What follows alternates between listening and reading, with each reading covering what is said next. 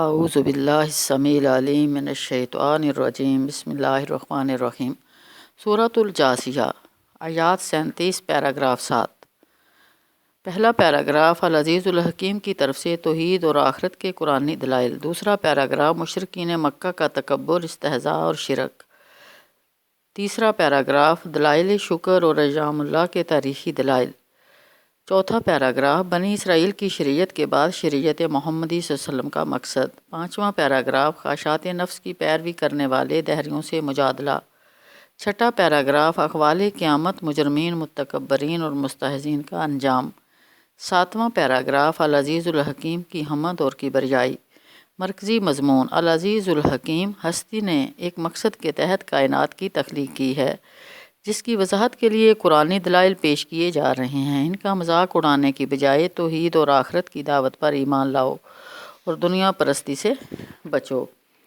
زمانہ نزول اور پس منظر: سورۃ الجاثیہ خوامیم کے سلسلے کی چھٹی صورت ہے۔ سورۃ الجاثیہ قیام مکہ کے تیسرے دور میں 6 تا 10 نبوی سورۃ الدخان کے ساتھ غالباً 7 نبوی کے دور قحط میں نازل ہوئی۔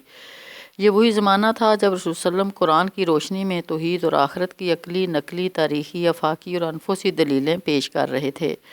ان دلیلوں کے لیے اس صورت میں آیت اور آیات کے الفاظ بار بار استعمال کیے گئے ہیں۔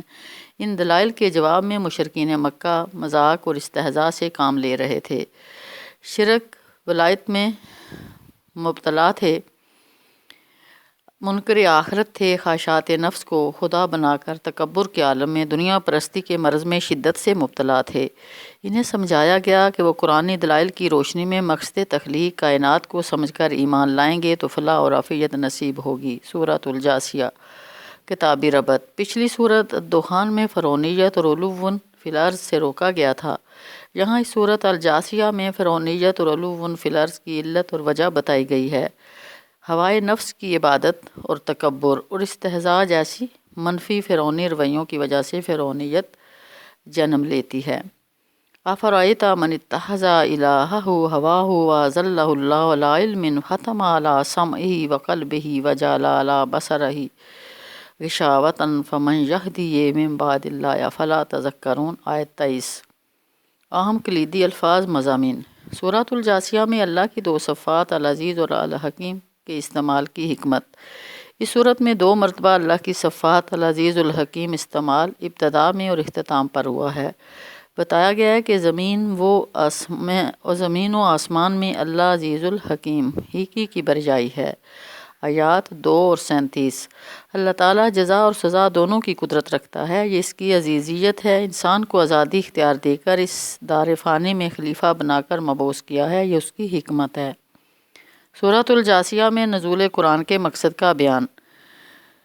قرآن عزیز و حکیم اللہ کی طرف سے بتدریج تنزیل نازل کیا جا رہا ہے۔ قرآن ہدایت ہے، ھذا ھدی۔ آیت 11۔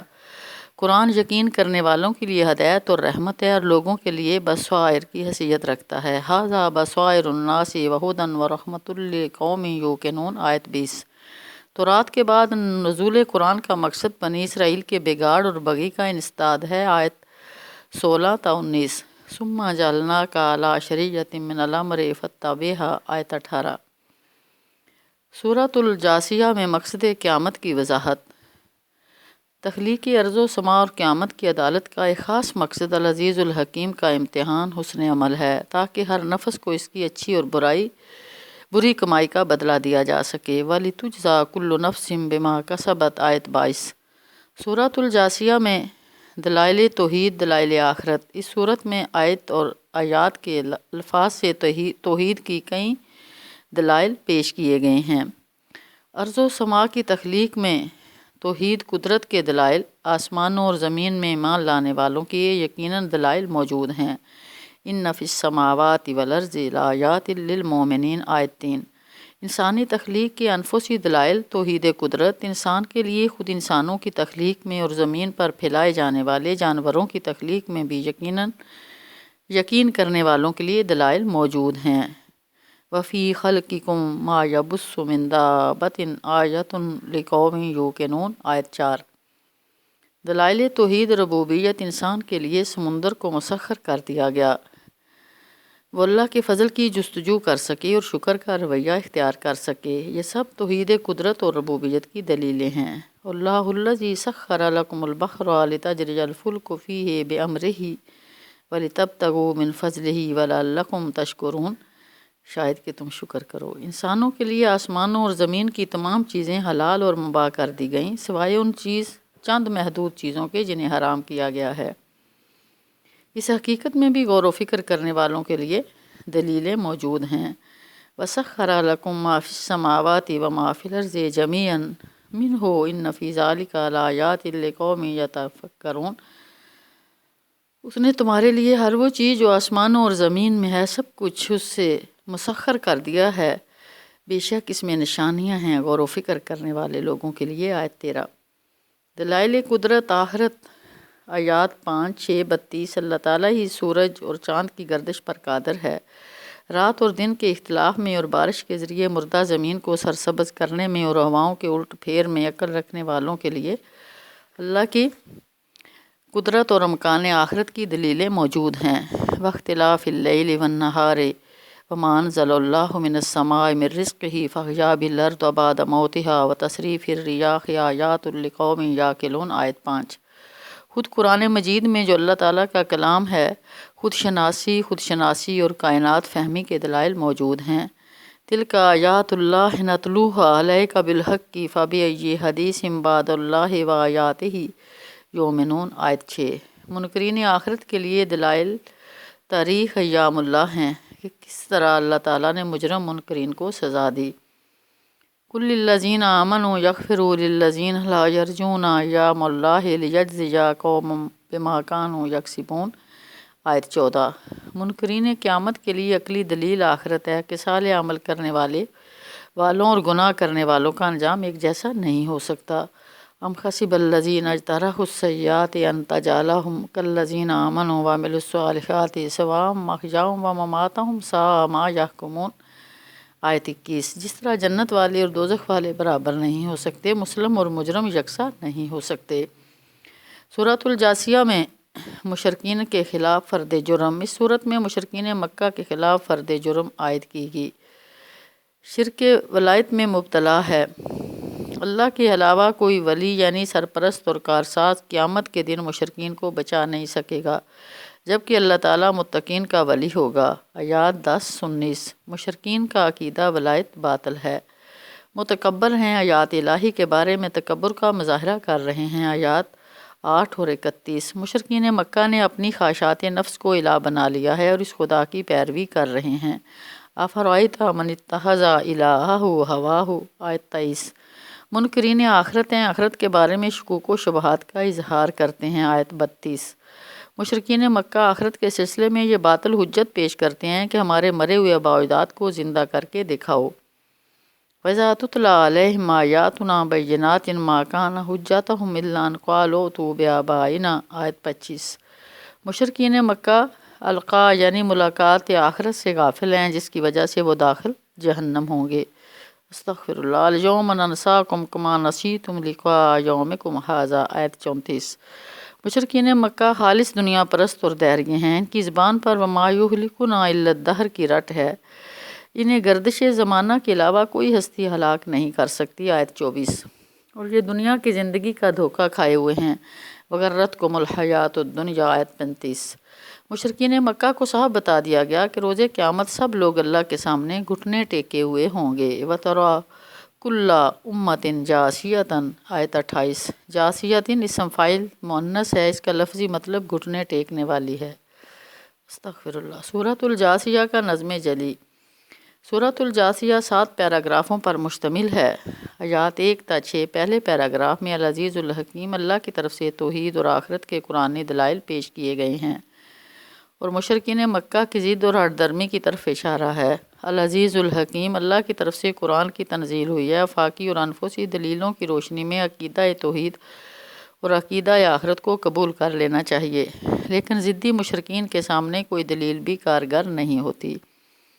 آیات 7 تا 11 دوسرے پیراگراف میں مشرکین مکہ کی ہٹ درمی کی تفصیل یعنی ان کے تکبر، استہزاء اور شرک ولایت کا ذکر ہے۔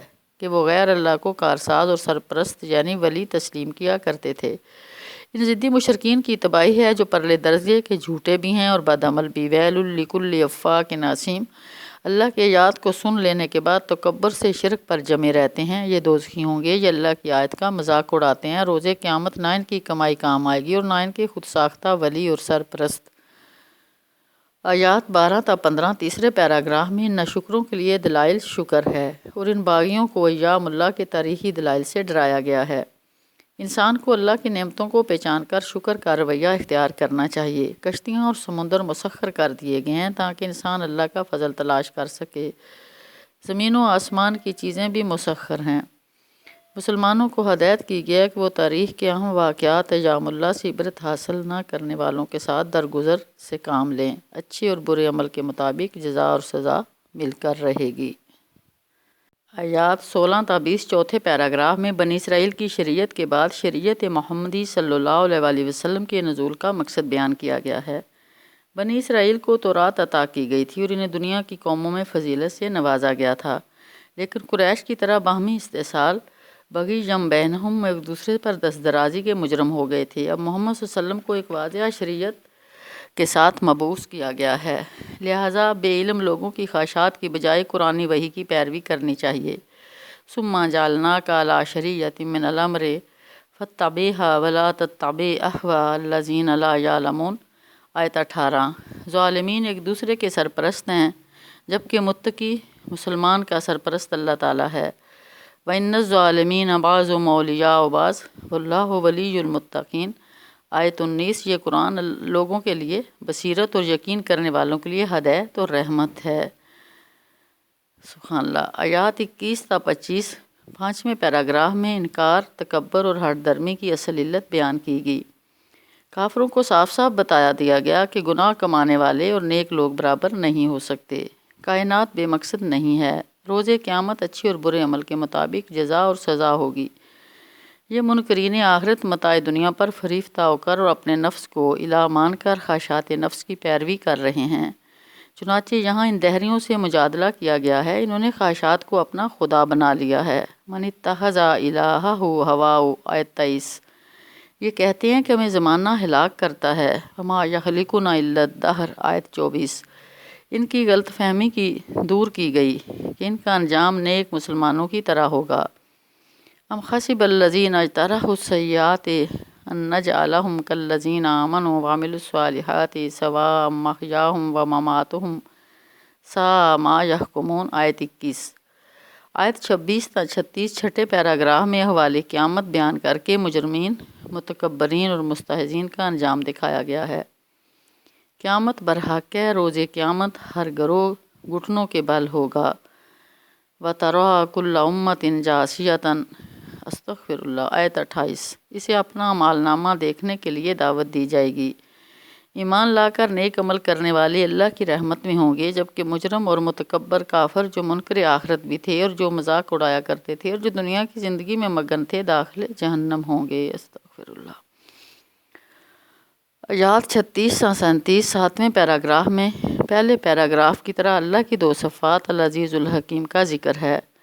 آخری دو آیات میں اللہ کی توحید کا اعادہ کیا گیا ہے کہ وہ آسمانوں اور زمین کا نظام چلانے والا رب ہے۔ آسمانوں اور زمین میں اسی کی کبریائی ہے، وہ زبردست اور عزیز بھی ہے اور حکمت والا بھی۔ مرکزی مضمون: العزیز الحکیم ہستی نے خاص مقصد کے تحت کائنات کی تخلیق کی ہے، جس کی وضاحت کے لیے قرآنی دلائل پیش کیے جا رہے ہیں۔ ان کا مذاق اڑانے کی بجائے توحید و آخرت کی دعوت پر ایمان لا کر دہریت اور دنیا پرستی سے بچنا چاہیے۔ وآخر دعوانا ان الحمد للہ رب العالمین۔ اللہ ہمیں قرآن پہ عمل کی توفیق دے اور ہمیں اچھا مسلمان بنا دے۔